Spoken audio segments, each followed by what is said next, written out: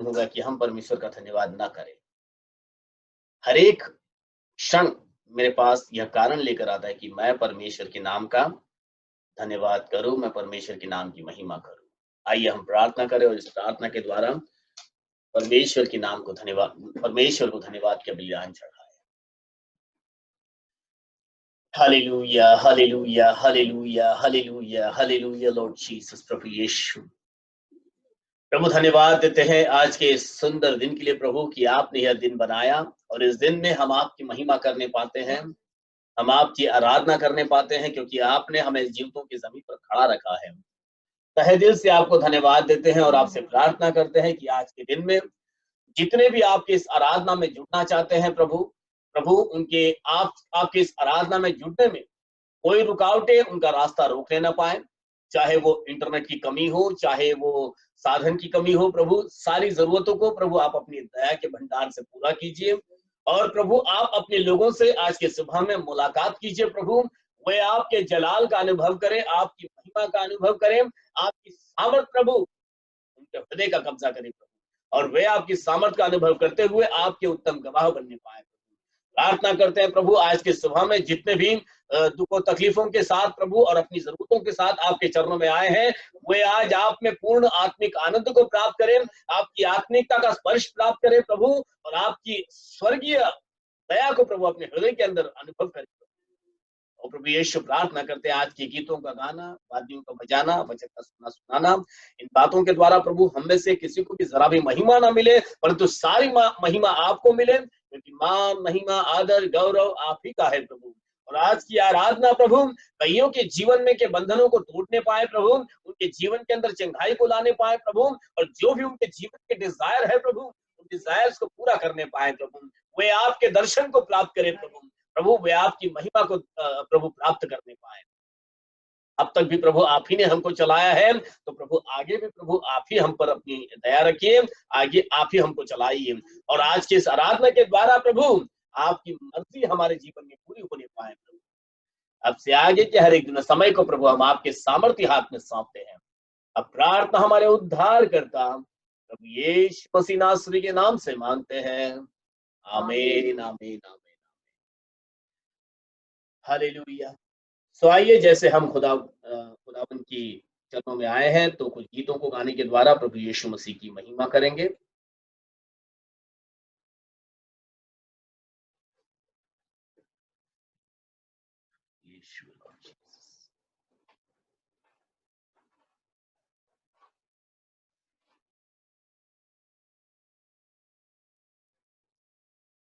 Praise Jesus. सारी सृष्टि के मालिक तुम ही हो, सारी सृष्टि के रक्षक तुम ही हो, करते हैं तुझको सादर प्रणाम, गाते हैं तेरा ही गुणगान। आइए इस गीत के द्वारा हम प्रभु यीशु की सारी सृष्टि के मालिक तुम ही हो, सारी सृष्टि के रक्षक तुम ही हो, करते हैं तुझको सादर प्रणाम, गाते हैं तेरे ही गुणगान। सारी सृष्टि के मालिक तुम ही हो, सारी सृष्टि के रक्षक तुम ही हो, करते हैं तुझको सादर प्रणाम, गाते हैं तेरे ही गुणगान। Hallelujah, hallelujah, hallelujah, hallelujah,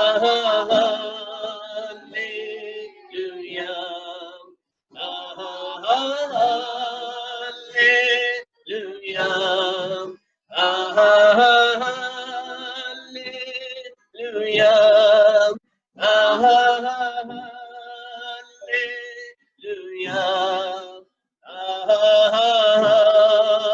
hallelujah, आमीन। सारी सृष्टि को तेरा सहारा, सारे संकट से हमको बचाना, तेरे हाथों में जीवन हमारा है, अपनी राहों पर हमको चलाना, सारी सृष्टि को तेरा सहारा, सारे संकट से हमको बचाना, तेरे हाथों में जीवन हमारा है, अपनी राहों पर हमको चलाना। Hallelujah,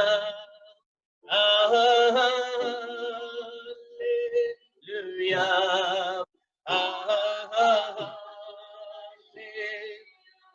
hallelujah,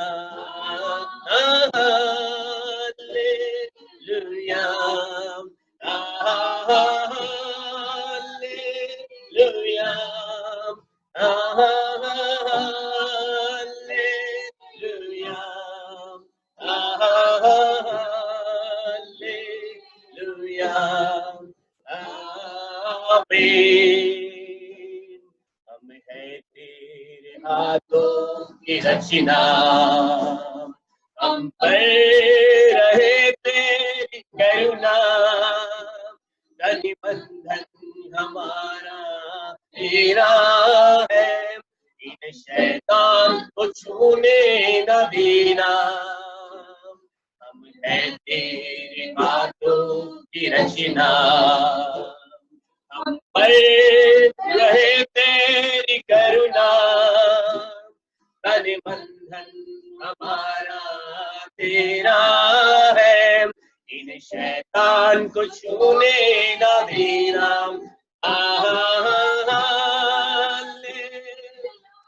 hallelujah, hallelujah, hallelujah,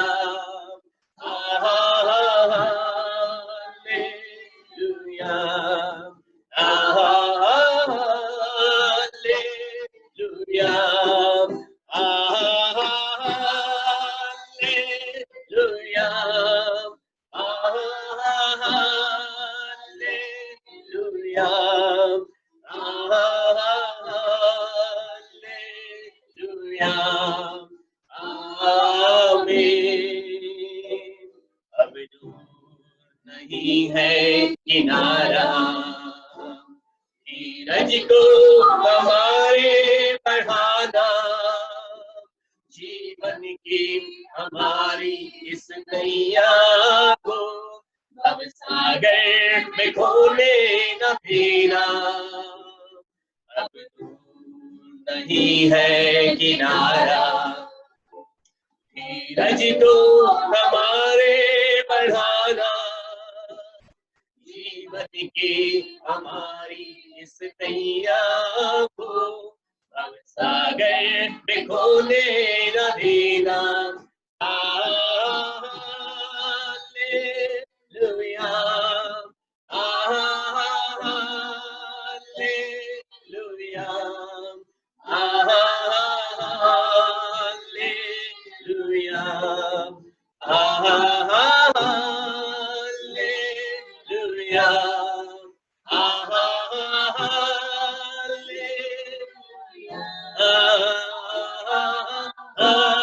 hallelujah, hallelujah, आमीन।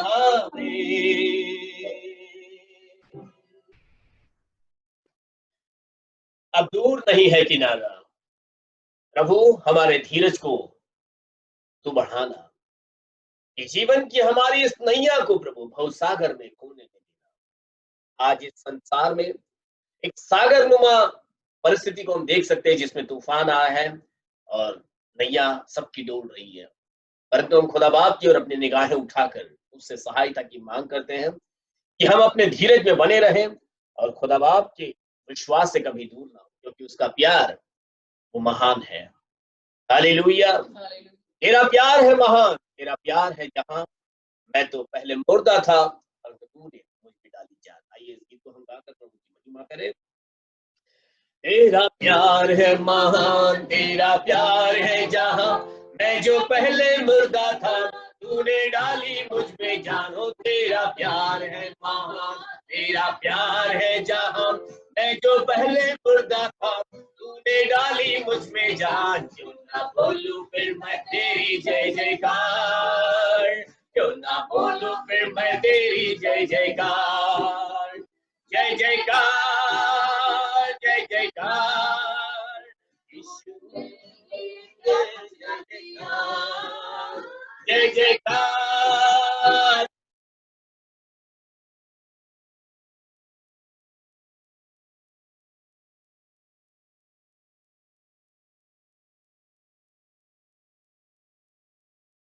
से ताके आए हरियाली हो, मेरी सूरत बिगड़ी थी, मेरा दिल था खाली, तूने सींचा लहू से, ताके आए हरियाली, फिर मैं तेरी जय जयकार, बोलो फिर मैं तेरी जय जयकार, जय जयकार, जय जयकार, मेरे लिए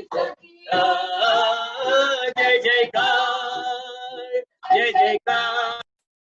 मेरे लिए क्या कुछ ना किया, आई जीवन में खुशी, आई हंसती जिंदगी, तू है जिंदा सा क़याम, तूने ये है किया, आई जीवन में खुशी, आई हंसती जिंदगी, तू है जिंदा सा क़याम, तूने ये है किया, क्यों ना बोलो फिर मैं तेरी जय जयकार, क्यों ना बोलो फिर मैं तेरी जय जयकार, जय जयकार, जय जयकार, तूने मेरे लिए क्या कुछ ना किया, जय जयकार, जय जयकार, तूने मेरे लिए क्या कुछ ना किया, हालेलुया, कि तूने मेरे लिए क्या कुछ ना किया, मैं तेरी जय जयकार करूंगा, मैं तेरी महिमा करूंगा, कि मेरी सूरत बिगड़ी थी, मेरा तो कुछ रूप ही न था, परंतु प्रभु तूने अपने लहू से मेरे जीवन को सींचा है, मेरे अंधेरे जीवन के अंदर प्रभु तूने ही रोशनी को लेकर आया है, क्यों ना मैं तेरी जय जयकार करूं, मेरे पास कारण है कि मैं तेरी जय जयकार करूं। आइए इस गीत को गाएं। तूने मुझे आगे पीछे घेर रखा है और अपना हाथ मुझ पर रखे रखा है, तेरी आत्मा से भाग कर मैं कहां पड़ जाऊंगा। आइए इस गीत को गाने के द्वारा प्रभु यीशु मसीह के सामने अपने विश्वास का अंगीकार हम करें और खुदा बाप की महिमा करें। तूने मुझे आगे पीछे घेर रखा है, अपना हाथ मुझ पर रखे रहता है, तूने मुझे आगे पीछे घेर रखा है, अपना हाथ मुझ पर रखे रहता है, तेरी आत्मा से भाग कर मैं कहाँ जाऊं, तेरी आत्मा से भाग कर मैं कहाँ जाऊं,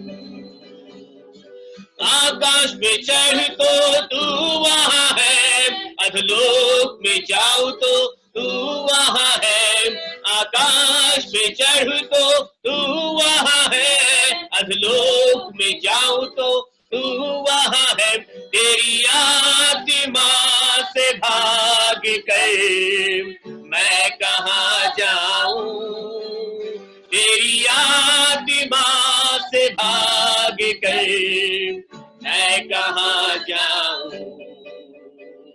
तूफान में जाऊं तो तू वहाँ है, लहरों पे चलूं तो तू वहाँ है, तूफान में जाऊं तो तू वहाँ है, अधलोक में चलूं तो तू वहाँ है, तेरी आत्मा से भाग कर मैं कहाँ जाऊं, तेरी आत्मा से भाग कर मैं कहाँ जाऊं, हो पूरब में जाऊं तो तू वहाँ है, पश्चिम में जाऊं तो तू वहाँ है, पूरब में जाऊं तो तू वहाँ है, पश्चिम में जाऊं तो तू वहाँ है, तेरी आत्मा से भाग कर मैं कहाँ जाऊं, तेरी आत्मा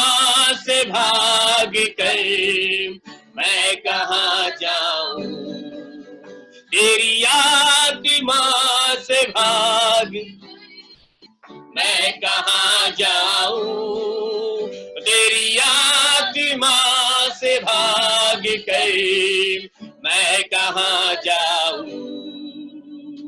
तूने मुझे आगे पीछे घेर रखा है, अपना हाथ मुझे पर रखे रहता है।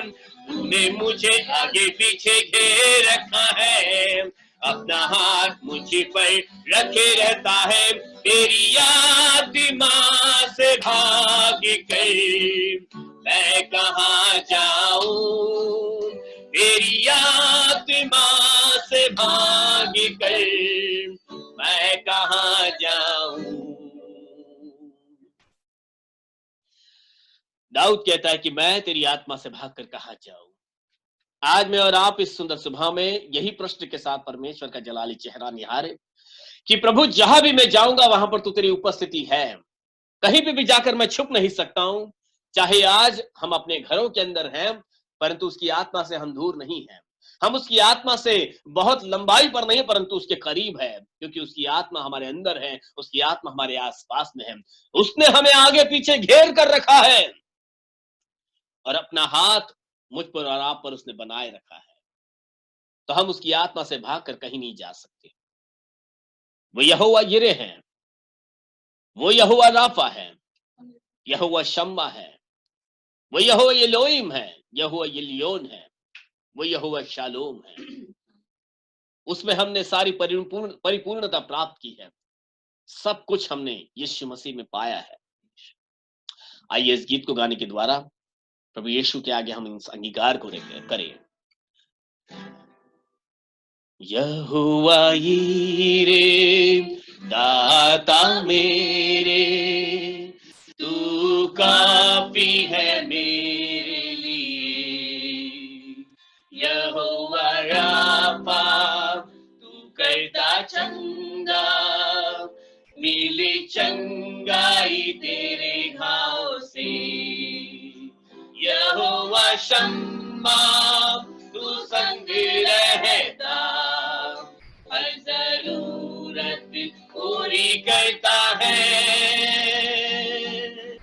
तू काफी है, तू काफी है, तू काफी है मेरे लिए। यीशु तू काफी है, तू काफी है, तू काफी है मेरे लिए। यहोवा एलोहिम सिरजनहारी, सब रचा है वचन से तेरी। यहोवा एलियोन तू सर्वशक्तिमान, तेरे जैसा नहीं कोई है। यहोवा शालोम तू शांति दाता, दी है शांति तूने मुझे। तू काफी है, तू काफी है, तू काफी है मेरे लिए।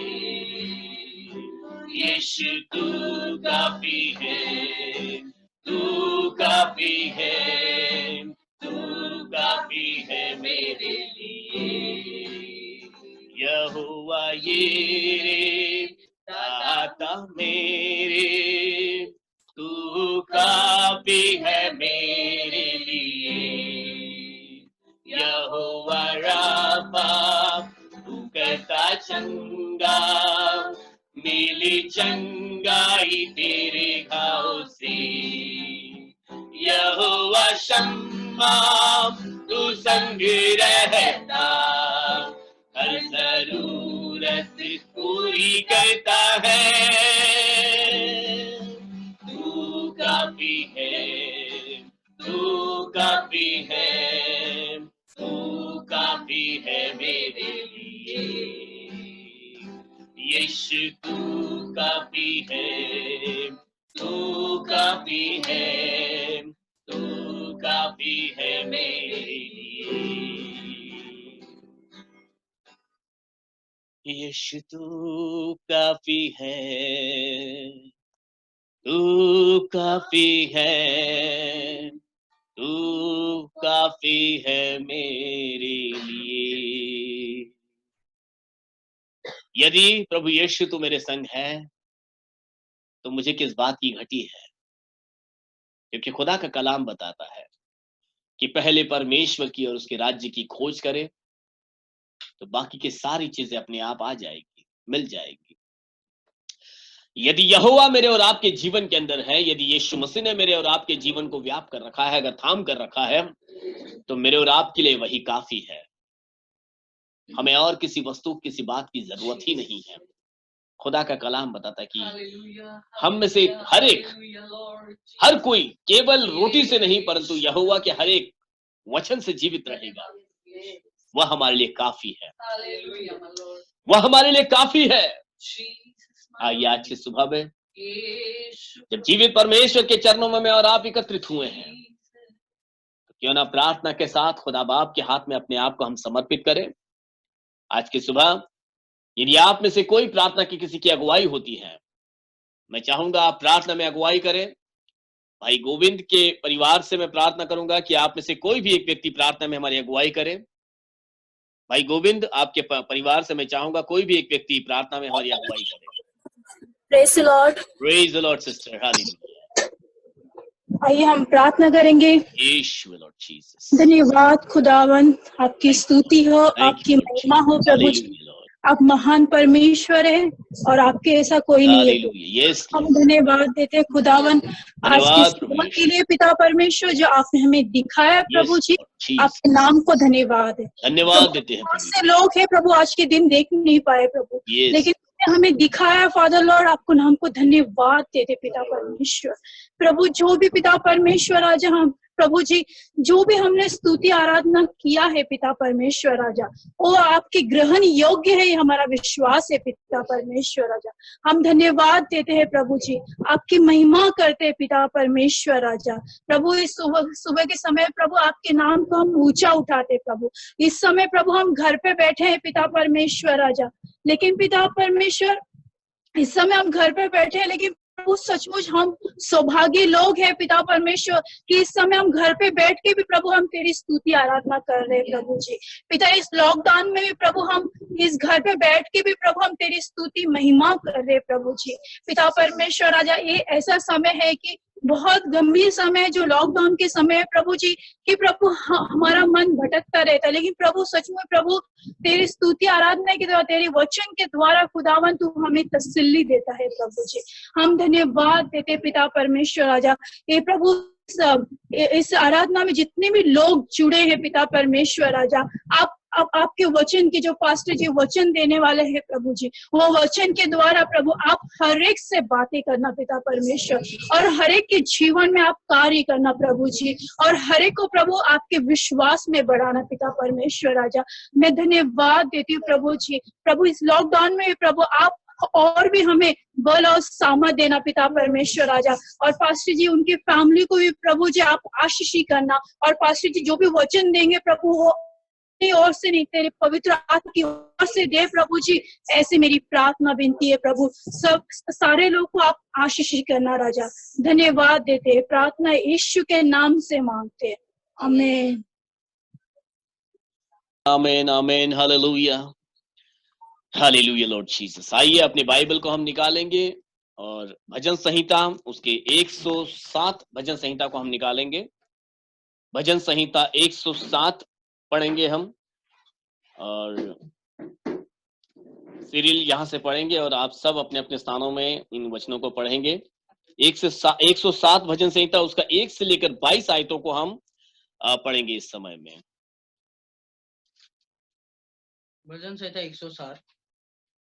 यहोवा का धन्यवाद करो, यहोवा का धन्यवाद करो, क्योंकि वह भला है, क्योंकि वह भला है, और उसकी करुणा सदा की है, और उसकी करुणा सदा की है। यहोवा के छुड़ाए हुए, यहोवा के छुड़ाए हुए ऐसा ही कहे, ऐसा ही कहे, जिन्हें उसने शत्रु के हाथ से, जिन्हें उसने शत्रु के हाथ से दाम देकर छुड़ा लिया है और उन्हें देश देश से पूरब पश्चिम उत्तर और दक्षिण से इकट्ठा किया है। वे जंगल में मरुभूमि के मार्ग पर भटकते फिरे और कोई बसा हुआ नगर न पाया। भूख और प्यास के मारे वे विकल हो गए। तब उन्होंने संकट में यहोवा की दोहाई दी और उसने उनको सकेती से छुड़ाया और उनको ठीक मार्ग पर चलाया ताकि वे बसने के लिए किसी नगर को जा पहुंचे। लोग यहोवा की करुणा के कारण और उन आश्चर्य कर्मों के कारण जो वह मनुष्य के लिए करता है उसका धन्यवाद करे क्योंकि वह अभिलाषी जीव को संतुष्ट करता है और भूखे को उत्तम पदार्थों से तृप्त करता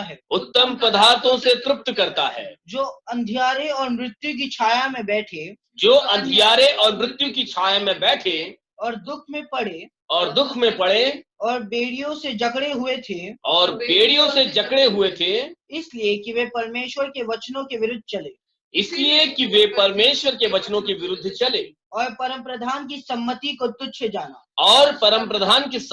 तुच्छ जाना। तब उसने उनको कष्ट के द्वारा दबाया। वे ठोकर खाकर गिर पड़े और उनको कोई सहायक न मिला।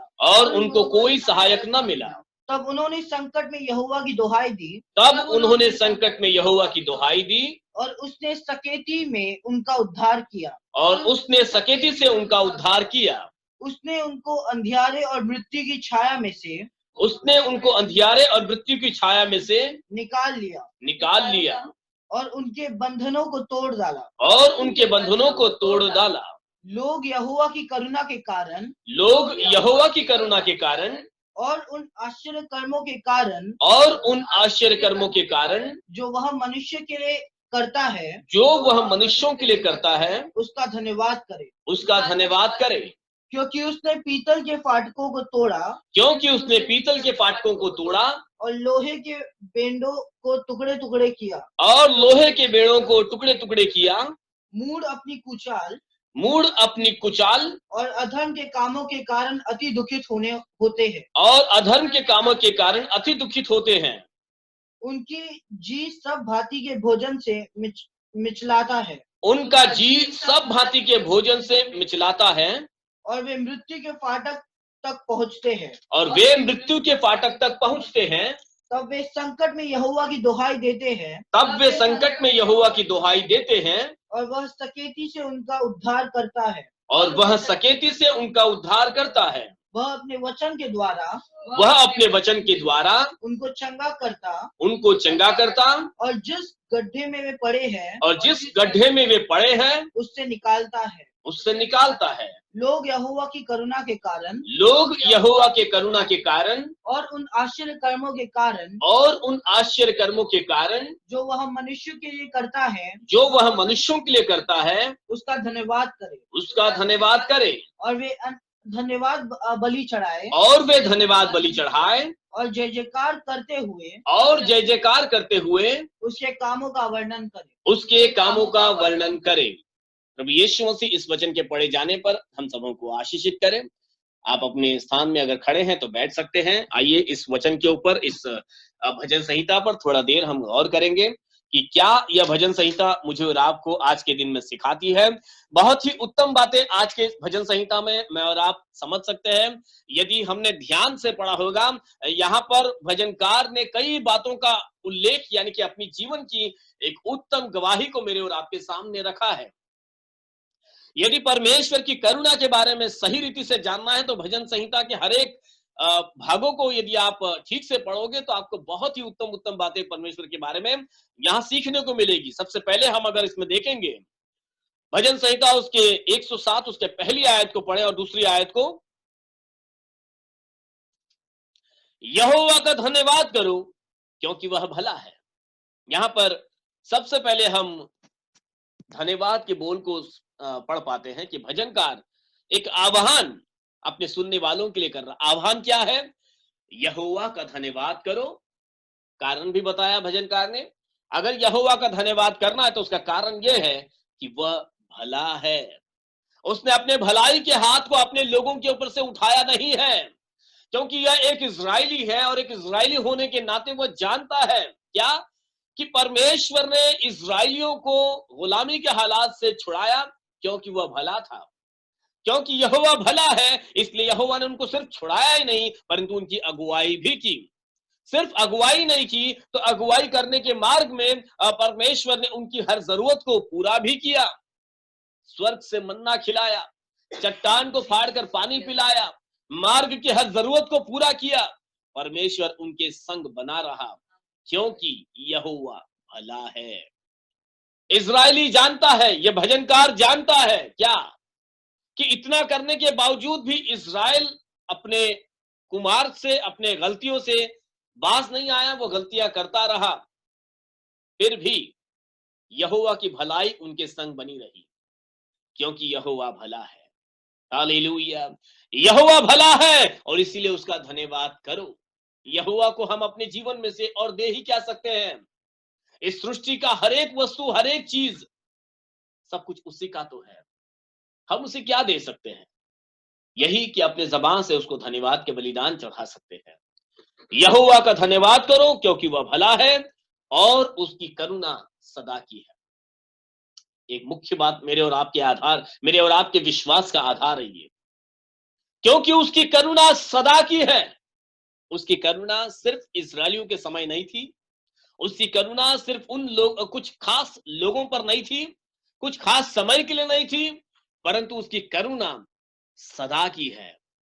कल, आज और युगान युग एक सा रहने वाला परमेश्वर, जिसने मुझे और आपको बुलाया है, जिसने धरती आसमान को बनाया है, उस परमेश्वर की करुणा सदा की है। वो कभी बदलता नहीं, वो एक सा रहने वाला परमेश्वर है। यहोवा के छुड़ाए हुए ऐसा ही करे। यह सिर्फ भजनकार तक सीमित नहीं था, यह सिर्फ भजनकार के लिए नहीं था, परंतु भजनकार क्या कहता है? यदि धन्यवाद करना है तो वो सब जिनको परमेश्वर ने छुड़ाया है। आज मैं और आप अपने जीवन को ठीक से आकलन करेंगे, अपने जीवन के ऊपर हम ध्यान देंगे तो जानने पाएंगे कि हम सब छुड़ाए हुए हैं। हमारा एक जीवन था जो बंधन का जीवन था। हम संसार के बंधनों में थे, उनके नियमों के, उनके रीति रिवाजों के, उनके अधिकार के बंधनों में हम थे। परंतु आज जब हम परमेश्वर के वचनों पर अपनी दृष्टि उठाते हैं, यदि परमेश्वर के वचनों का आकलन करते तो पता चलता है कि आज हम उजाले में, रोशनी में चल रहे हैं, उस बंधन से आजाद है।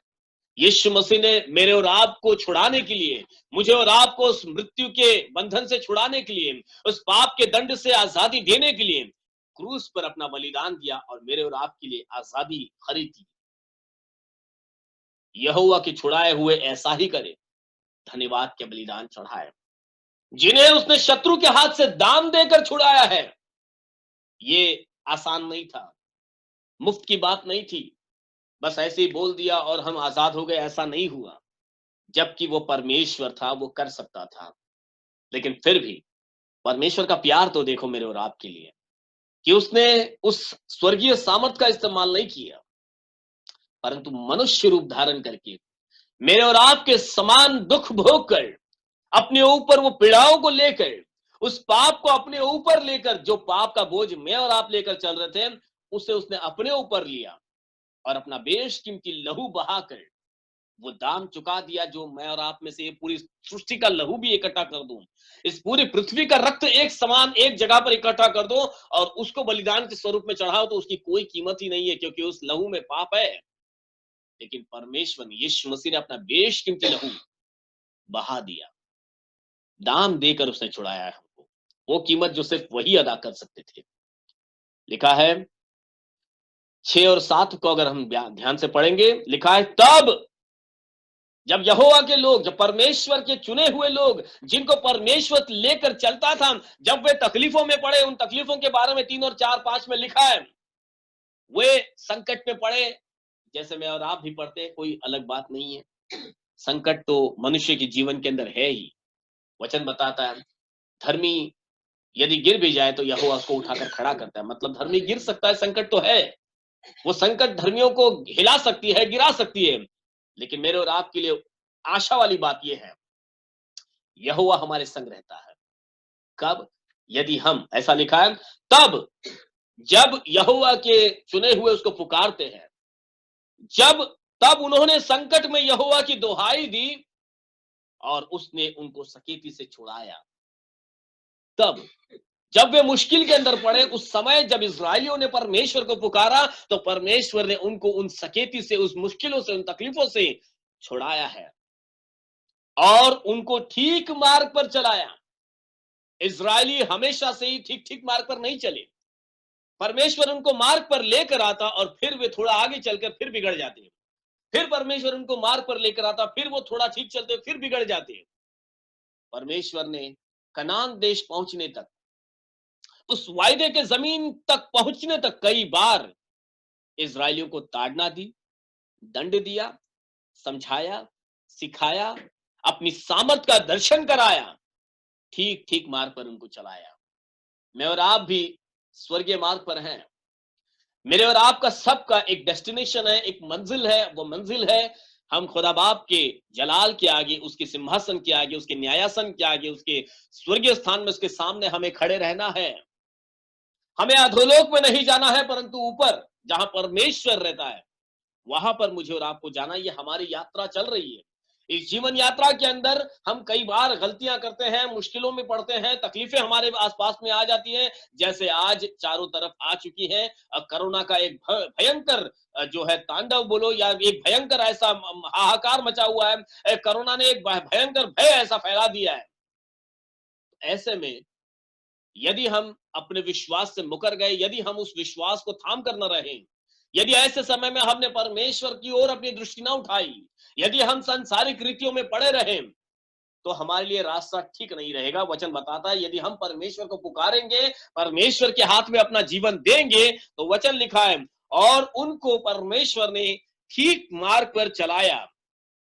जो सही मार्ग है, उस पर परमेश्वर ने उनको बनाए रखा। आज चारों ओर परिस्थितियां कैसी भी क्यों ना बदल रही हो, परंतु यदि परमेश्वर की आराधना में हम बैठे रहेंगे, हम उसकी ओर अपनी निगाहें उठाकर रखेंगे, उस पर अपना भरोसा बनाए रखेंगे, परमेश्वर हमको ठीक मार्ग पर चलाएगा, जिस पर हमको आज होना चाहिए। लिखा है, ताकि वे बसने के लिए किसी नगर को जा पहुंचे, ताकि हमारा एक सही मंजिल बन जाए, हम बस जाए परमेश्वर के अंदर। और कुछ 1-2 आयतों को मैं पढ़कर फिर हम अगले इसमें जाएंगे। क्योंकि वह अभिलाषी जीव को संतुष्ट करता और भूखों को उत्तम पदार्थों से तृप्त करता है। 9वीं आयत को यदि आप मार्क करो और बाद में पढ़ना। इसी आयत को हम भजन संहिता 105 में भी पढ़ते हैं, 103 में भी पढ़ते हैं, 105 में भी 103 में हम इसी आयत को पढ़ते हैं कि वही तो तेरी लालसा को उत्तम पदार्थों से तृप्त करता है। 103 उसके 5 आयत में आप पढ़ सकते हैं इसे। और यहां पर भी 9वीं आयत में हम देखते हैं 107 उसके 9 आयत में, क्योंकि वह अभिलाषी जीव को संतुष्ट करता है। आपकी क्या अभिलाषाएं हैं, क्या जीवन की आपकी चाहते हैं, उन्हें आप परमेश्वर के आगे लेकर आइए, परमेश्वर के सामने अपनी अभिलाषाओं को रखें, प्रार्थनाओं को रखें। लिखा है, और वह भूखों को उत्तम पदार्थों से तृप्त करेगा। किन वस्तुओं की हमें आस है, किन बातों की हमें भूख लगी है, क्या आत्मा की भूख है, किस बात की भूख आपके अंदर है, परमेश्वर आपको तृप्त करना चाहता है। यदि आप उसको पुकारोगे, अपनी जरूरत को उसके सामने रखोगे, खुदा का कलाम बताता है वो मांगने वालों को देने वाला परमेश्वर है। जिस किसी ने भी उस स्वर्गीय परमेश्वर के ऊपर विश्वास रखा, भरोसा रखा, वो अपने जीवन में लज्जित नहीं हुआ, परंतु परमेश्वर ने उनको उत्तम पदार्थों से तृप्त किया है। उसने भूखों को संतुष्ट किया है। हालेलुया। सो अपनी प्रार्थना को, अपने भरोसे को परमेश्वर पर बनाए रखें, परमेश्वर को पुकारते रहें। ऐसे परिस्थिति में हम मदद की मतलब क्या कहें कि हम संसार की रीतियों पर अपनी निगाहें ना रखें, परंतु हमारी निगाहें स्वर्ग की ओर बनाए रखें। परमेश्वर के आगे विनती करते रहे और परमेश्वर हमें ठीक मार्ग पर चलाएंगे। आइए इस वचन को अपने सामने रखेंगे हम, और गवाही का समय तो हम नहीं दे पा रहे, लेकिन यदि मैं एक 2 मिनट का पॉज लूंगा सिर्फ, और उसमें यदि आप में से जितने भी यहाँ पर जुड़े हैं, शायद हम यहाँ पर 5 लोग इसके अंदर जुड़े हैं, तो आप में से कोई भी यदि गवाही देना चाहते हैं तो आप अपना माइक चालू कर दीजिए, और आप में से कोई भी एक व्यक्ति गवाही दे सकते हैं इसमें। एनीबडी, अगर कोई कुछ कहना चाहता है तो अपना माइक चालू करके आप गवाही दे सकते हो। We are listening you. यदि नहीं तो मैं आगे बढ़ जाऊंगा।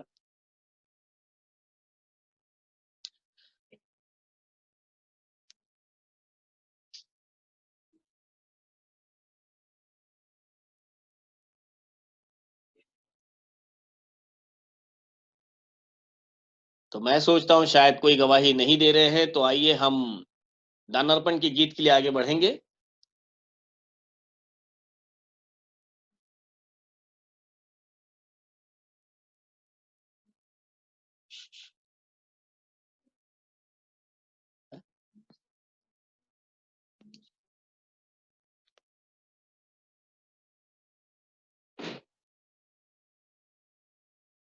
अगर कोई गवाही नहीं दे रहे हैं, तो जैसे मैंने आपको बताया था कि जैसे मैंने और मेरी पत्नी ने शादी के 16 साल पूरे कर लिए हैं, और इन 16 सालों में प्रभु यीशु मसीह हमारे संग बने रहे, और हमारी हर एक जरूरतों को प्रभु ने अपनी दया के भंडार से पूरा किया।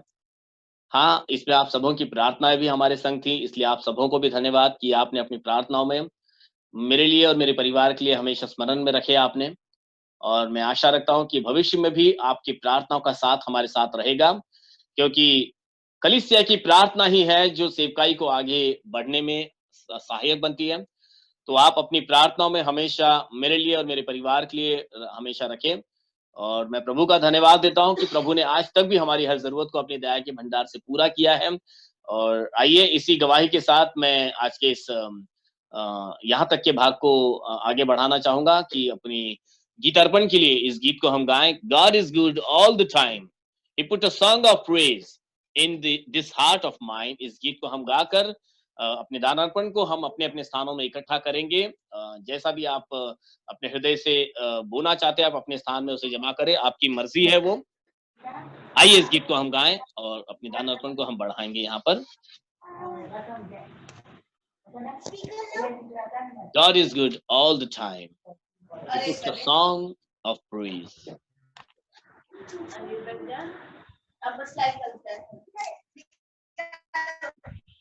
God is good all the time. He put a song of praise in this heart of mine. God is good all the time. Through the darkest night, His light will shine. God is good. God is good all the time. If you're walking through the valley and there are shadows all around, do not fear. He will guide you. He will keep you safe and sound. 'Cause His promise to never leave you nor forsake you. And His love is true. God is good all the time. He put a song of praise in His heart of mine. God is good all the time. Through the darkest night, His light will shine. God is good. God is good all the time. We were sinners, so unworthy. Still for us He chose to die. Filled us with His Holy Spirit. Now we can stand and testify that His love is everlasting and His mercies, they will never end. God is good all the time. He put a song of praise in this heart of mine. God is good all the time. Through the darkest night, His light will shine. God is good. God is good all the time.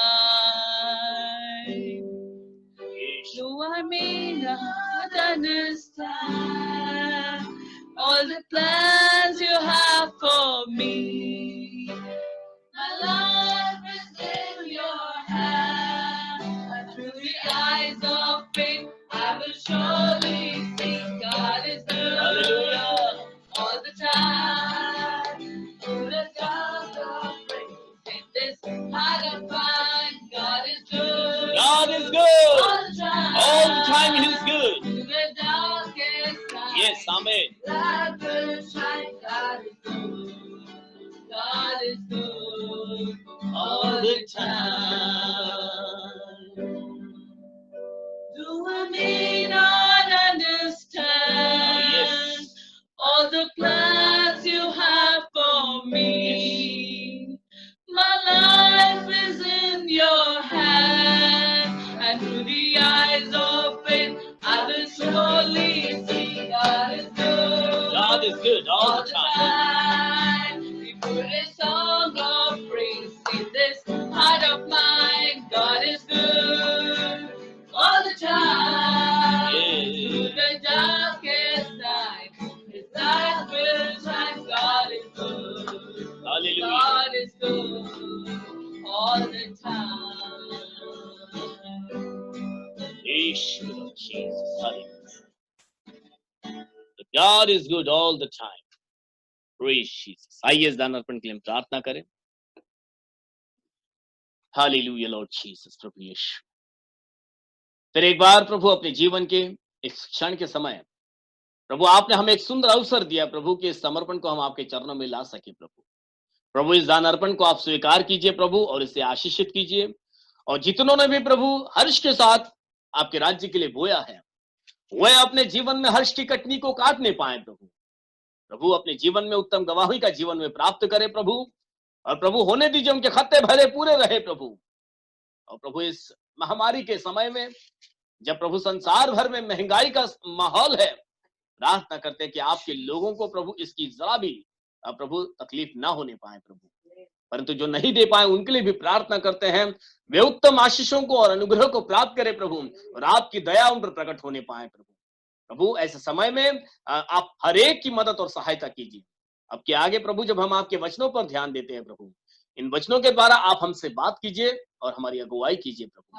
हम आपको सुनना चाहते हैं प्रभु, आपका दर्शन पाना चाहते हैं प्रभु. प्रभु आगे के हर एक समय को हम आपके सामर्थ्य हाथ में सौंपते हैं.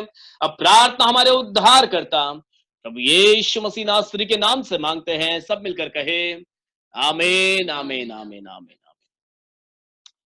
आइए अपनी हम बाइबल को निकालेंगे और कुछ एक आयतों पर हम थोड़ा ध्यान देंगे. यहाँ पर मैं आज की सुबह में जब बाइबल को मैंने खोला तो कुछ बातों को मैं विषय को देख रहा था, लेकिन इससे पहले कि मैं कुछ बातों को आपके सामने रखूं, कल जो संदेश हमने सुना, क्या उस संदेश सबको समझ में आया नहीं आया मुझे पता नहीं, फिर भी थोड़ा सा आपको मैं उसकी एक आउटलाइन बताना चाहता हूं कि कल का संदेश किस बारे में था और क्या उस संदेश के द्वारा पास्टर मिलर हमें बताना चाहते थे. तो इन बातों को मैं आपके सामने रखना चाहता हूं. उन्होंने कल मत्ती उसके 5 अध्याय के उसके 43 से लेकर आगे को पढ़ा था.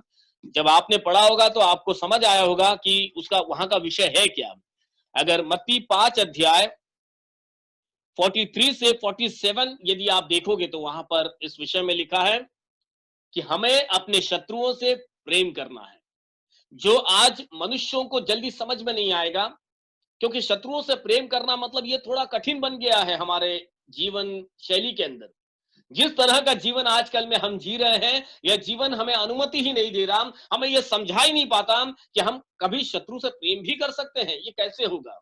लेकिन बाइबल तो हमको बताती है कि हमें तो शत्रुओं से प्रेम करना है. यदि हम अपनों ही से प्रेम करें तो इससे क्या मतलब है? अपनों से ही प्रेम अगर करें तो ऐसा तो चोर डाकू भी करते हैं. हर एक पापी भी जो, देखो शराबी, ज्यादातर आप देखोगे शराबी से ही ज्यादा लगाव रखता है। एक शराबी को एक दूसरा शराबी ही अच्छा लगता है, एक चोर को दूसरा चोर ही पसंद आता है, तो वो उनसे बहुत प्यार करते हैं। तो हम यदि अपनों को ही प्यार कर रहे हैं तो उसमें कौन सा बड़ा काम कर रहे हैं हम। यदि कुछ अलग कर सकते हैं तो वो ये कि अपने शत्रुओं से प्रेम करने के बारे में बहुत ही उत्तम बातें हैं, जिसमें हमने जिसके लिए हमने रोमियो की पुस्तक उसकी 12 अध्याय में भी हमने गौर किया था।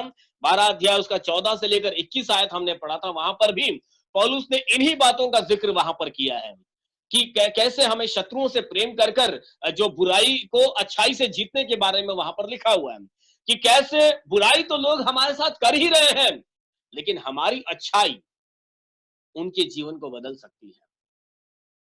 बुराई के साथ कभी नहीं जीत सकते हैं, लेकिन यदि बुराई को खत्म करना है तो हमारी अच्छाई के द्वारा। लोग कड़वी बातें करते रहेंगे, विरोध में आपके बातें करते रहेंगे, परंतु आप उनके ओर से बात कीजिए, आप उनके लिए जो खड़े रहिए, उनकी सहायता कीजिए। और लिखा है यदि तेरा शत्रु भूखा हो, उसी रोमियो की पुस्तक में हमने कल पढ़ा, यदि तेरा शत्रु भूखा हो तो तू उसको खाना खिला, तू उसको प्यार कर।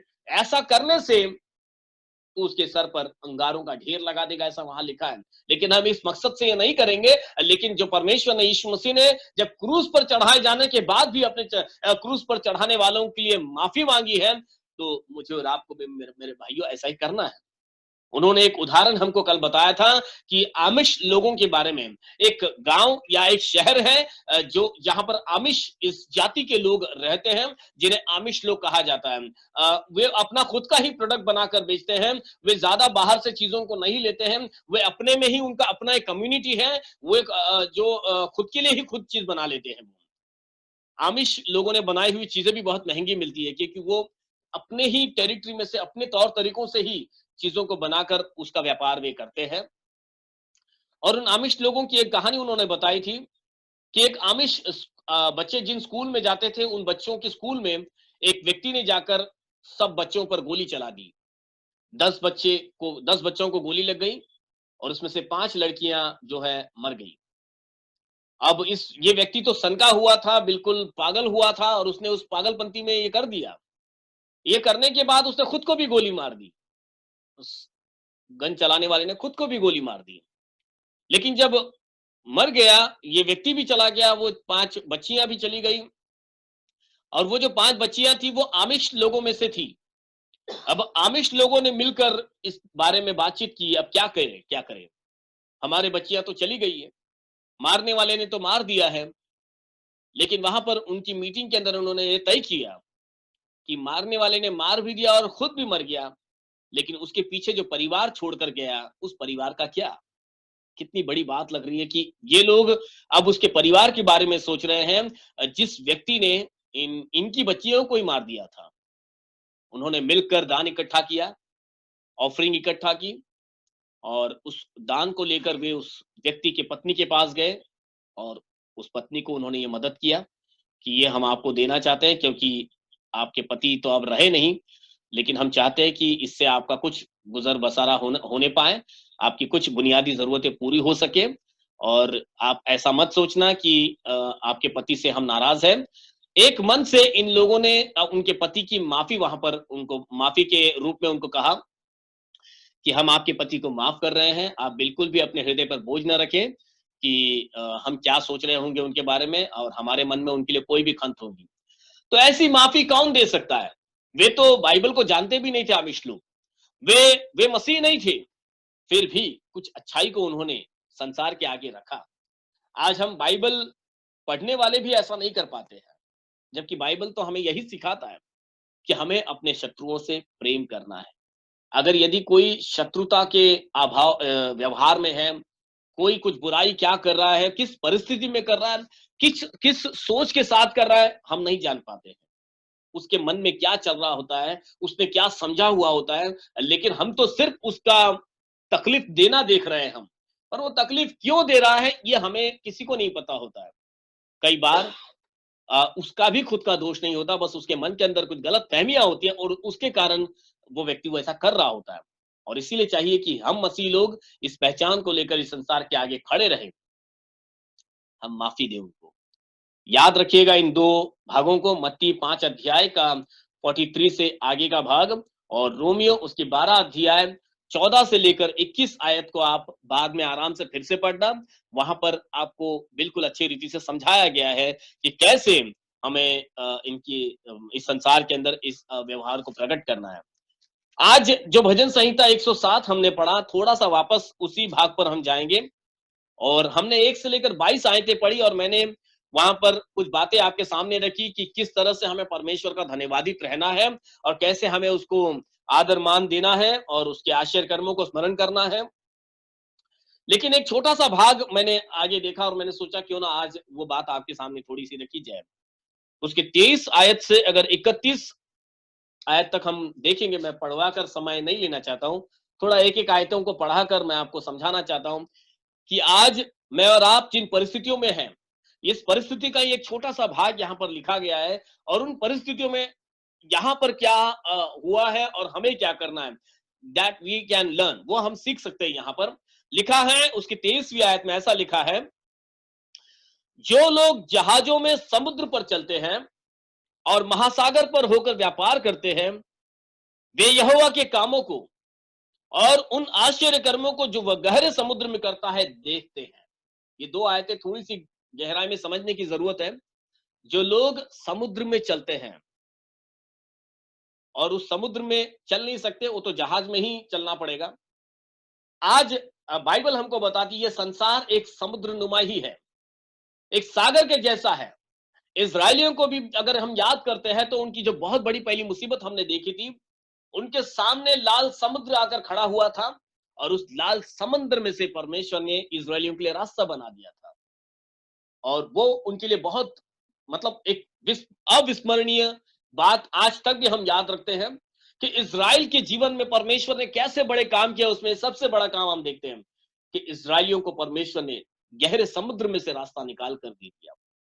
आज मैं और आप भी इस संसार में जो रह रहे हैं, एक समुद्र नुमा, लोगों से भरा हुआ, चीजों से भरा हुआ, वस्तुओं से भरा हुआ, ऐसे कई बातों से भरा हुआ ये एक सागर नुमा परिस्थिति है जिसमें हम सब बोट में बैठकर जा रहे हैं। मतलब आप सोचिए, इस समुद्र तो है, सब लोग जहाज पर नहीं है।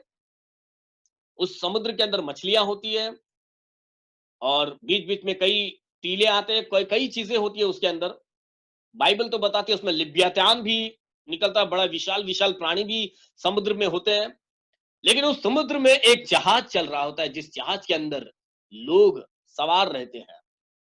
इस बात को ध्यान से देखिएगा, जब नूह के समय बड़ी जल प्रलय आया था तो चारों तरफ मृत्यु ही मृत्यु थी, पानी भर चुका था और कोई बचने वाला नहीं था। हर किसी को एक जहाज की जरूरत थी, परंतु जहाज सिर्फ नूह के पास था और नूह का परिवार उस जहाज में था और वे ही लोग सुरक्षित थे।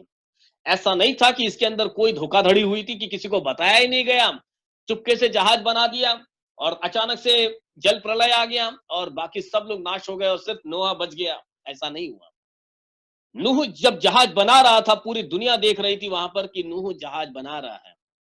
सबने उसको ठट्ठों में उड़ा दिया, सबने उसका मजाक उड़ाया। अरे हमने तो कभी इतनी बड़ी भारी बारिश देखी भी नहीं कभी, क्योंकि उस समय तक बारिश गिरी ही नहीं थी उस स्थान में, एटलीस्ट उस स्थान में तो, क्योंकि तब तक जो खेती बाड़ी होती थी वो तो डव से हो जाती थी, मतलब जो क्या बोलते हैं उसको दूसरा, भाप से, हाँ, ओस। तो दिन और रात आसमान से ओस गिरती और उस ओस से खेती बाड़ी हो जाती थी। लेकिन जो बारिश की बात थी, जल प्रलय की बात थी, उस समय के लोगों के लिए बिल्कुल नई बात थी वो। और लोगों ने मजाक में उड़ा दिया कि क्या ये नूह कर रहा है, ऐसे निर्जल स्थान पर वो बड़े जहाज को बना रहा है और क्या कर रहा है ये। और नूह जैसे जहाज बना रहा था तो बाइबल में लिखा है कि वो प्रचार भी कर रहा था, वो लोगों को बता रहा था यदि बचना है तो जहाज में आने की तैयारी कर लो, जहाज में आ जाओ। परंतु लोगों ने उसकी ठट्ठा उड़ाई। आज इस बाढ़नुमा परिस्थिति में, इस पूरे भरे हुए संसार के अंदर, यदि मेरे और आपके पास वो जहाज है, उस जहाज के अंदर यदि मैं और आप सवार हैं, तो आज ये वचन मेरे और आपके लिए है। यदि उस जहाज में आप बैठे हो, मैंने और आपने वो उद्धार का जहाज प्राप्त किया है, यदि हमने अपना जीवन यीशु मसीह के हाथ में दिया है, तो यीशु मसीह ने हमें उस जहाज में बिठा दिया, मतलब हमें वो उद्धार का जीवन दिया है। लेकिन ऐसा नहीं कि जहाज में बैठे हैं तो बस मंजिल मिल ही गई। जब जहाज चलने लगता है तो बीच में तूफान भी आते हैं, जहाज हिलने भी लगता है, उफाने आता है, उतार चढ़ाव आते हैं उसमें। आप जहाज में सवार लोगों को यदि जाके उनका अनुभव पूछोगे तो वो बताएंगे, हाँ सुनने में तो मजेदार लगता है कि जहाज में बैठा, जहाज में ट्रेवल किया, लेकिन बीच में अगर तूफान आ गया ना तो फिर पूरी आशा खत्म हो जाती है। जहाज में बैठे हुए, हवाई जहाज में बैठे हुए, पानी के जहाज में बैठे हुए, जब बीच में कुछ हो जाता है तो वे अपने जीवन को बिल्कुल समाप्ति के रूप में ही देखते हैं। दूर दूर तक जमीन नहीं दिख रही है, बचने का कोई क्या बोलते हैं, रास्ता दिखता ही नहीं है। यदि वहां पर कुछ जहाज को हो गया तो जीवन समाप्त है। तो उस जहाज में बैठे हुए का अनुभव कुछ और होता है। रास्ते में जब तूफान आते हैं, रास्ते में जब लहरें ऊंची उठने लगती हैं, तब विश्वास की सही परीक्षा होती है। यहां पर लिखा है, जो लोग जहाजों में समुद्र पर चलते हैं, देखो यहां 23वीं आयत में लिखा है, जो लोग जहाजों पर समुद्र में चलते हैं और महासागर पर होकर व्यापार करते हैं। व्यापार मतलब मैं सांसारिक व्यापार की बात नहीं करता हूं। इस जहाज में बैठते हुए भी हमारा व्यवहार इस संसार के साथ है।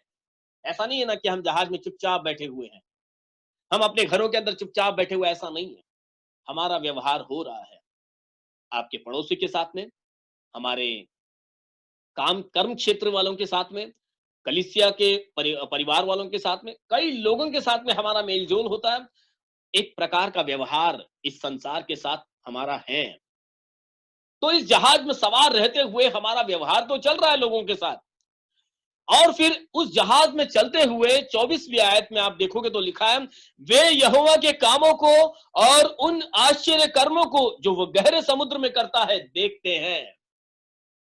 समझ रहे होंगे आप, यदि आप इस उद्धारनुमा जहाज में सवार हो, आप परमेश्वर के आश्चर्य कर्मों को देखते हो उस गहरे समुद्र में। मतलब जब आप गहराई में, वो जहाज निकल जाता है, जब आप विश्वास की दौड़ में आगे तक आते, शुरुआत तो बड़े मजे वाला होता है। आपका अनुभव भी याद कर लीजिए आप सभी, जब आपने विश्वास में पहला कदम रखा था, जब आप विश्वास में नए नए थे, तब तो उत्साह बड़ा मजेदार था।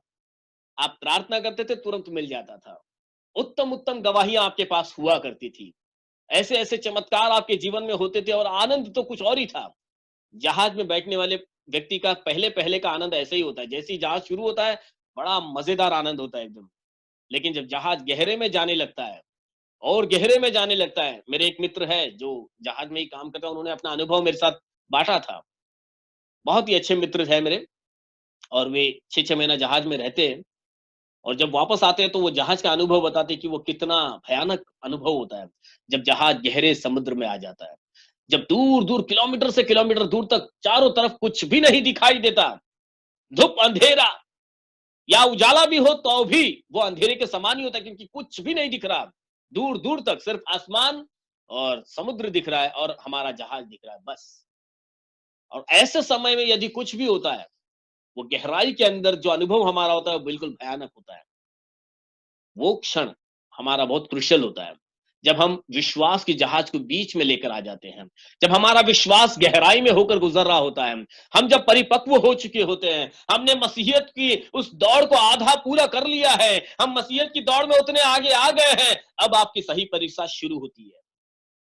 कई बार विश्वास में दौड़ने के समय शुरुआत में ऐसा लगता है कि जैसा आज है ऐसा ही हमेशा रहेगा। मैं आपको आज बताना चाहता हूं, विश्वासी जीवन में चलते वक्त आपको हमेशा से ही एकदम मस्त, आरामदायक, मुलायम, मस्के वाला जीवन नहीं रहेगा। कठिन रास्ते आएंगे, कठिनाइयां आएंगी। ऐसा भी होगा कि आपने ये मेरा एक पर्सनल अनुभव ही है जो आपको मैं आज बताना चाहता हूं, एक कि जब भी हम प्रभु में थोड़ा सा अच्छा करके दिखाते हैं ना, तुरंत अगले ही 2 हफ्ते के अंदर हमको उसका उल्टा ही परिणाम भी दिखने को मिलता है। उदाहरण के तौर पर बताता हूं, आपने आज के संडे में दशमांश डाल दिया, बड़े आत्मा से और बड़े प्यार से आपने दे दिया दशमांश, यह कि चलो प्रभु के बलिदान में, उसके चरणों में मैंने अपनी जिम्मेदारी पूरी कर दी। याद रखिएगा इस बात को, क्योंकि ये मैंने कईयों के जीवन में अनुभव किया है। आज आपने दशमांश दे दिया और 2 ही हफ्ते में या उसके पहले ही हफ्ते के अंदर एक बहुत बड़ा नुकसान आपके सामने आकर खड़ा हो जाता है। तब आपके दिमाग के अंदर गोलियां ठा ठा, अरे यार ये क्या कर दिया मैंने, अभी मैंने इतना आत्मा से मैंने दशमांश दे दिया और एक ही हफ्ते के अंदर या अगले हफ्ते में मैं देख रहा हूं मेरा कुछ बड़ा नुकसान ही हो गया, मेरे सैलरी के अंदर कटौती हो गई, या मेरी नौकरी ही जाने की कगार पर आ गई, या कुछ ऐसा वैसा कुछ हो गया, नुकसान पे नुकसान दिखाई देने लगता है। ये जब आप विश्वास के रास्ते में जब गहराई में जाने लगते हो ना, तब ऐसे अनुभव आते हैं। उस समय हम उस जहाज के अंदर कैसे स्थिर रहते हैं, ये हमारे उस समय के निर्णय बताते हैं कि हम उस समय क्या सोच रहे हैं और क्या निर्णय ले रहे हैं, आपके उस जहाज को आगे बढ़ाते हैं।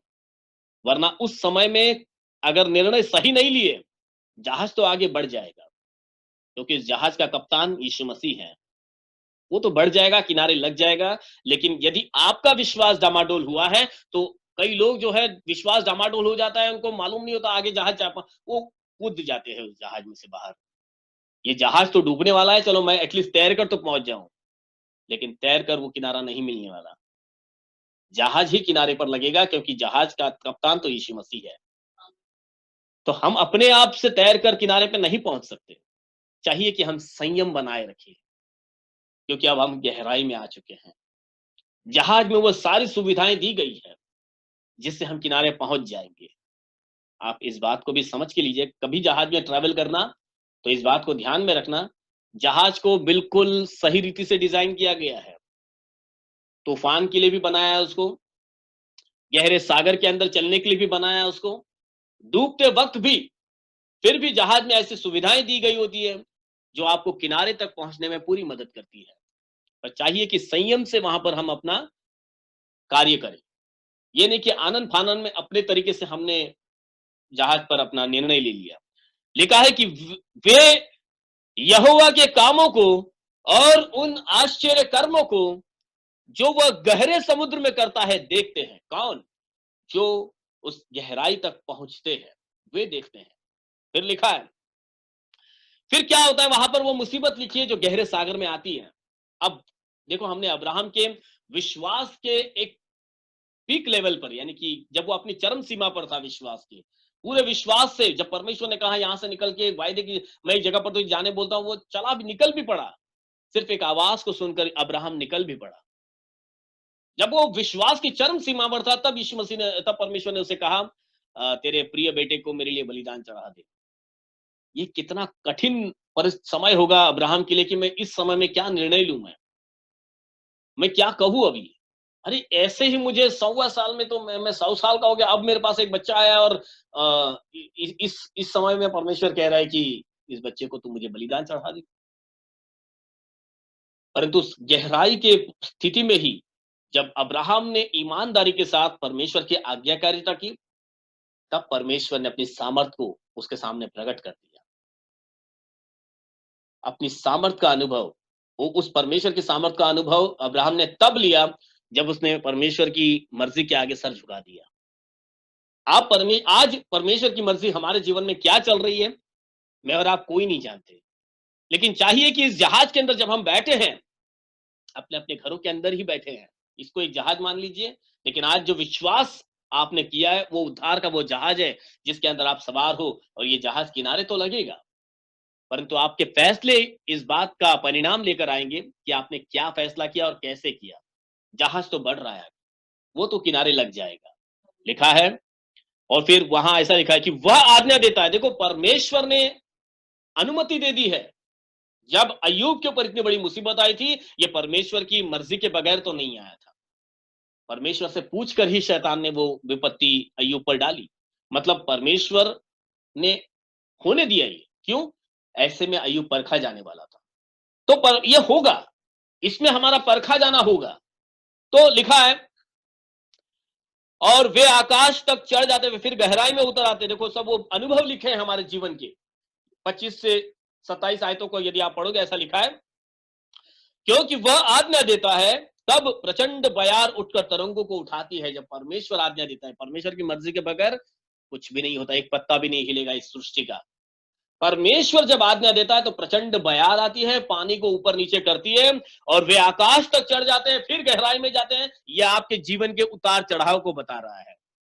हमारे जीवन में कई बार ऐसे चढ़ाव उतार आते हैं, कि जिसमें हम पूरी तरह से चक्कर खा जाते हैं। ऐसा लिखा है, 27वां आयत पढ़ेंगे वैसा लिखा भी है कि वे चक्कर खाते हैं और मतवाले हो जाते हैं। ऐसा अनुभव हमारे जीवन में हमने लिया है।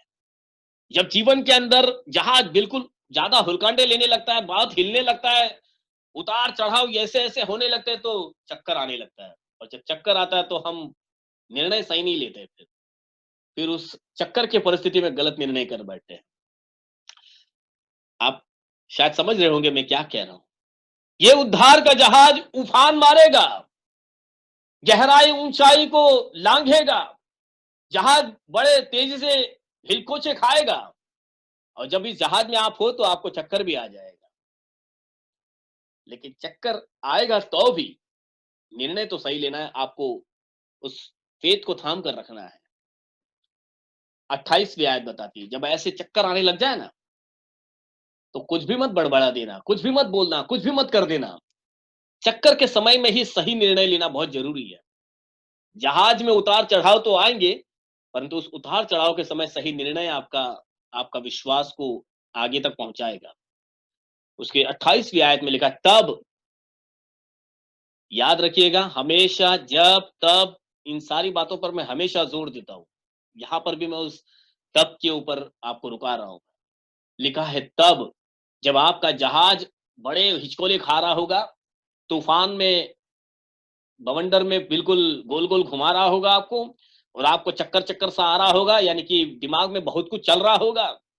आज कई लोग ऐसे परिस्थिति में है, चक्कर आ गया है सारी परिस्थिति को देखकर, करे क्या, अब कल क्या होगा, आज क्या हो रहा है, आने वाले दिनों में क्या होगा, जो था वो तो खत्म हो गया, अब आगे क्या, ये वो मैनी थिंग्स, कई बातें हैं जो दिमाग को घुमा दी रही है।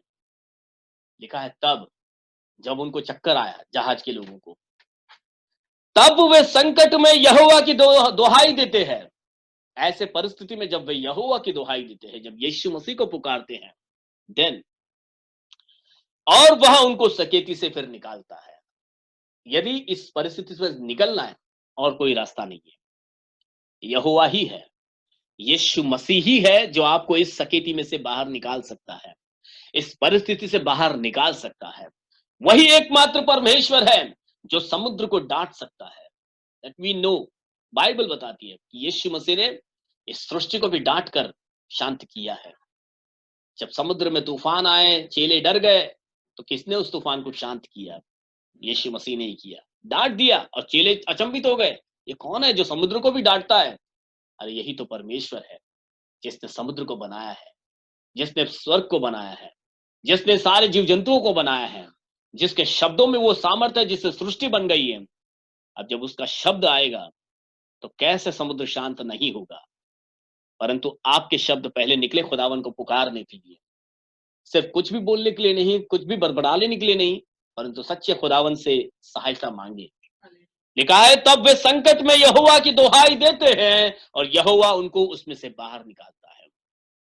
वह आंधी को शांत कर देता है। उसकी 29वीं आयत को देखें, 107 भजन संहिता पर हम लोग हैं, उसके 29वीं आयत में, वह आंधी को शांत कर देता है और तरंगे बैठ जाती है। तरंगे बैठ जाती है, परंतु शांत तो परमेश्वर ही करता है। अपने आप से यह महामारी खत्म नहीं होने वाली, परंतु परमेश्वर ही इसको शांत करेगा। यदि आप परमेश्वर को पुकारोगे, यदि आप परमेश्वर की दोहाई दोगे, ये जो सागर में उठा हुआ तूफान जो है शांत हो जाएगा। वचन बताता है, तब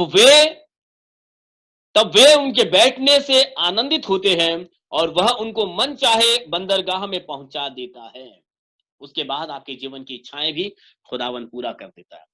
परंतु आप चाहिए कि मुसीबत के समय परमेश्वर को पुकारें, बस परमेश्वर का धावा करें, और फिर आपकी क्या मर्जी है, आप क्या चाहते हो कि आपके जीवन में हो, और वह परमेश्वर आपकी प्रार्थना सुनेगा। Hallelujah. So remember, you are in a boat. आप एक ऐसे जहाज में बैठे हो जिस जहाज के अंदर तो आप सुरक्षित हो। बाहर तूफान मचा हुआ है, लेकिन आपको उस जहाज के अंदर परमेश्वर की दोहाई देनी है। फिर वो जहाज उद्धार का ही जहाज है जिसमें आप सुरक्षित रह सकते हो। तो उस उद्धार के जहाज में से बाहर कूद मत जाना। बाहर तो वैसे ही तूफान मचा हुआ है, बाहर कूदोगे तो क्या होगा? पानी में डूब ही जाओगे, क्योंकि समुद्र में जब तूफान आता है, जब लहरें उठती है, तो अच्छे अच्छे तैराक डूब जाते हैं। अपनी समझ में हम कितने महान हो सकते हैं, अपनी समझ में हम कितने ताकतवर हो सकते हैं, लेकिन ये समुद्र का जो उफान है, ये आपको जो तैरने देगा भी नहीं, और आप तैर कर आगे किनारे पहुंच भी नहीं पाओगे। यदि उस उद्धार के जहाज में आप सवार हो, तो उस जहाज को मत छोड़ना। मेरे कहने का मतलब है, अपना धैर्य मत छोड़ देना, विश्वास से न मुकर जाना, लेकिन जीवित परमेश्वर को पुकारना, और वह किनारे भी लगा देगा जहाज को, और आपकी मनसा को भी पूरा कर देगा। Do you understand? आप क्या समझ रहे हो मेरी बात को, मैं क्या कह रहा हूं? बस इस परिस्थिति में इस जहाज को मत छोड़ना, इस विश्वास को थामे रहना, बने रहो, प्रभु में बने रहो, क्योंकि जब बने रहोगे तो आपकी इच्छाओं के अनुसार प्रभु आपके जीवन में वो कार्य करेगा, जिसके बारे में मैं यहाँ पर सब यही थोड़ी सी बातें, आज सुबह ही मैंने इन बातों पर ध्यान दिया, और उसी बातों को मैं आपके सामने रखना चाहता हूं। और फिर लिखा है कि लोग यहोवा की करुणा के कारण और उन आश्चर्य कर्मों के कारण जो वह मनुष्यों के लिए करता है, फिर उसका धन्यवाद देंगे। देखो, आप किसी के लिए गवाह बन जाओगे यदि आप इस जहाज के अंदर बने रहोगे, यदि आपका जहाज किनारे लग जाएगा, यदि आपके जीवन में वो आश्चर्य कर्म होंगे, तो और भी लोग हैं जो उन आश्चर्य कर्मों को देखकर, यहोवा के कामों को देखकर उसका धन्यवाद करने पाएंगे। So be a testimony for others. औरों के लिए आप गवाह बन सकते हो। परमेश्वर ने आपको चुना है लोगों के गवाह बनने के लिए। हमें यह अवसर मिला है कि हम प्रभु की गवाही इस संसार के छोर तक दे सके। आज हमारे पास यही एकमात्र जरिया है कि हम इंटरनेट से एक दूसरे को देख पा रहे हैं। इस वेब के द्वारा हम इन सारे वचनों को एक दूसरे के साथ साझा कर पा रहे हैं, लेकिन हम यह भी कर सकते हैं, इसे और कई लोगों तक पहुंचा सकते हैं। कई लोग इन संदेशों को सुने, प्रभु के अंदर दृढ़ हो जाएं, प्रभु के अंदर उन्नति को प्राप्त करें, और उस जहाज को किनारे लगने तक संयम के साथ उस जहाज के अंदर बैठे रहें। जब उस जहाज में बैठे रहोगे, इस विश्वास को थामे रहोगे, तो किनारे पहुंच जाओगे। मैं इसको और बहुत लंबा नहीं करना चाहता। इस आयतों को और आगे आप पढ़ते जाओगे तो आप बहुत सारी बातें इसमें और भी सीख सकते हो, बट मेरा एक सारांश में आपको समझाने का तात्पर्य यही था कि आज जिस जहाज में आप बैठे हो, चाहे ये जहाज आपको हिलता डुलता हुआ दिख रहा होगा, चक्कर आ रहा होगा, लेकिन गलत निर्णय ना ले लेना, उस निर्णय को थामे रहो। जहाज फिलहाल तो गहराई में चल रहा है। अब इस गहराई में चलते वक्त आपको भी संयम के साथ काम लेना होगा। इस गहराई में ही वो तूफान और आंधी आ रही है, बस इस आंधी तूफान के अंदर आप बने रहना है। आपको प्रभु के लिए आप अच्छा कर रहे होंगे, फिर भी जब परीक्षाएं आएगी तो प्रभु में बने रहना। इन बातों को मत सोचना कि मैंने कुछ गलत कर दिया है। यदि प्रभु के नियम के अनुसार आप कुछ कर रहे हो तो सही कर रहे हो। विश्वास में बने रहें, आपका जहाज किनारे लग जाएगा। और जो आपकी इच्छा है कि कहां पर मेरा जहाज किनारे लगना है, आप क्या चाहते हो, कहां जाना है आपको? हमें तो स्वर्ग जाना है, प्रभु के सामने खड़ा रहना है। उस इच्छा के अनुसार प्रभु हमें वहां पहुंचाएगा, क्योंकि उद्धार का जहाज और कहीं नहीं, वो स्वर्ग के लिए निकला हुआ है। हालेलुया। अगर आप उद्धार नाम के जहाज में बैठे हो तो ये कहां जाएगा? ये नरक की ओर नहीं, परंतु स्वर्ग की ओर जाएगा। तो हम उस जहाज को ना छोड़े। स्वर्गीय स्थान में प्रभु यीशु मसीह के सामने हमें खड़ा रहना है। यही जहाज हमें वहां पर लेकर जाएगा। सो हम इसमें बने रहें, गलत निर्णय ना लें, परंतु प्रभु के विश्वास में बने रहें। आइए इस प्रार्थना के द्वारा आज के इस आराधना को हम समाप्त करेंगे। यदि आपकी कोई प्रार्थना विनती है, आप मुझे फोन पर बता सकते हो, बाद में बताएं, या अभी व्हाट्सएप पे बता सकते हो, बताइए। लेकिन मैं आपके लिए फिर बाद में, अभी तो हम ऑलमोस्ट लाइन पर ही है। भविष्य में कोई भी प्रेयर रिक्वेस्ट आपके पास है, जरूर आप मुझको फोन करके बताइएगा और हम प्रार्थना करेंगे एक दूसरे के लिए। So let's begin with the prayer. अपने स्थानों पे यदि आप खड़े रहना चाहते हैं खड़े रहिए, बैठकर करना चाहते हो बैठकर कीजिए। आइए हम प्रार्थना करेंगे। Hallelujah Lord Jesus. प्रभु, फिर एक बार हम आपको धन्यवाद देते हैं कि आपके जीवित कलाम के द्वारा प्रभु आपने हमारी अगुवाई की, और प्रभु आपने हमें उस उद्धार के जहाज में सवार होने का अवसर दिया। प्रभु, हम अपने आप को इस जहाज में लेकर आते हैं, और प्रभु इस जहाज का ताबा तो आप ही के हाथ में सौंपते हैं। प्रभु, ये जहाज आपकी ओर से बनाया हुआ है, ये आपकी योजना का भाग है प्रभु, कि आपके चुने हुए इस जहाज में रहे। जैसे आपने नूह से कहा कि अपने परिवार को लेकर इस जहाज में चला जा, तो तू जीवित रहेगा और इस तूफान से बचेगा। प्रभु, हम भी अपने परिवारों को, अपने कलीसिया को उस जहाज के अंदर लेकर आते हैं प्रभु, जिस जहाज के आप कप्तान हो प्रभु। और ये जहाज आपकी ओर से एक योजना की ओर प्रभु आगे बढ़ रहा है प्रभु। परंतु जहाज अब ऐसे समय में है प्रभु कि जहां पर बाहर तो तूफान मचा हुआ है प्रभु, उफान है इस समुद्र के अंदर, तो प्रभु बहुत हिचकोले प्रभु बाहर की तरफ चल रहे हैं प्रभु, परंतु अंदर जो आपके लोग इस जहाज में सवार है वे विचलित ना हो जाए, वे घबरा ना जाए, परंतु इस विश्वास की जहाज के अंदर उस विश्वास के साथ बने रहे प्रभु। अपने चुने हुओं को, अपने बुलाए हुओं को प्रभु आप बल और सामर्थ दीजिए, और आपके वचनों की सामर्थ को प्राप्त करके प्रभु वे औरों के लिए उत्तम गवाह बनने पाए प्रभु। प्रभु होने दीजिए कि आपके जीवन के कलाम हम में से हर एक के अंदर वो नया जीवन लाने पाए प्रभु। कईयों ने प्रभु अपने जीवन के अंदर से उस रोशनी को बुझा दिया है प्रभु, हम आपसे प्रार्थना करते हैं कि आपकी रोशनी फिर एक बार उनके जीवन में प्रज्वलित होने पाए प्रभु, और वे आप में प्रकाशमान होने पाए प्रभु। जिनके जीवनों में अंधेरा आया है प्रभु, वे आपकी रोशनी को प्राप्त करें प्रभु। जिनके जीवन के अंदर वो दुख और संकट के अंदर वो घिरे हुए हैं, तो हम प्रार्थना करते हैं इसी वक्त प्रभु अपने सामर्थ्य हाथ से उन्हें इन संकटों से बाहर खींच लीजिए प्रभु, और वे एक नए जीवन को प्राप्त करें, एक नई आशा, एक नया गवाही उनके जीवन में आने पाए प्रभु यीशु। जितने बीमारी के हालात में है वे चंगाई को प्राप्त करें, जितने टूटे हृदय के हैं प्रभु उनको तसल्ली मिले, शांति मिले प्रभु, और प्रभु जितने जरूरतमंद हैं उनकी हर जरूरत को अपने स्वर्गीय भंडार से आप पूरा कीजिए प्रभु। प्रभु हम मनुष्यों की तो कुछ सीमाएं हैं, और प्रभु उन सीमाओं में रहकर ही हम अपने प्रभु हैसियत के हिसाब से लोगों की मदद कर पाते हैं, परंतु प्रभु आपके पास ऐसी कोई सीमा नहीं प्रभु। इस संसार के राजा आप हो प्रभु, इस पूरी सृष्टि के कायनात को बनाने वाले आप हो प्रभु, और प्रभु हम अपनी निगाहें आपकी ओर उठाते हैं। हमारी सहायता कहां से आएगी प्रभु? हमारी सहायता तो आप ही के पास से आती है, और इसलिए प्रभु हम आपको पुकारते हैं, अपने लोगों की आप सहायता कीजिए, उनकी हर तरह की जरूरत को आप अपने दया के भंडार से पूरा कीजिए प्रभु, जरूरतमंदों की जरूरतों को पूरा कीजिए प्रभु। प्रभु कईयों ने हमसे प्रार्थना की गुहार लगाई है, उनकी हर जरूरतों को हम आपके चरणों में लेकर आते हैं। सब हम पर आपकी दया रखिए प्रभु। प्रभु कलीसियाओं को अपने में सिद्ध कीजिए, अपने में सामर्थ्य कीजिए, और कलीसियाएं प्रभु आपके उत्तम गवाह बनने पाए प्रभु। अब तक भी प्रभु आपने हमें संभाला है, हमें चलाया है, और हमारी हर जरूरत को भी आपने अपने दया के भंडार से पूरा किया है। आगे भी प्रभु आपकी दया हम सब पर बनी रहे। अब प्रार्थना हमारे उद्धार करता प्रभु यीशु मसीह नासरी के नाम से मांगते हैं, सब मिलकर कहेंगे आमीन आमीन आमीन। स्वर्गीय मर्त्य पाताल के खुदावन प्रभु यीशु मसीह का अनुग्रह और उसकी दया, प्रभु यीशु मसीह की आशीषें और शांति हम सबों के संग प्रभु यीशु मसीह के दूसरे आगमन तक बनी रहे। आमीन आमीन आमीन आमीन।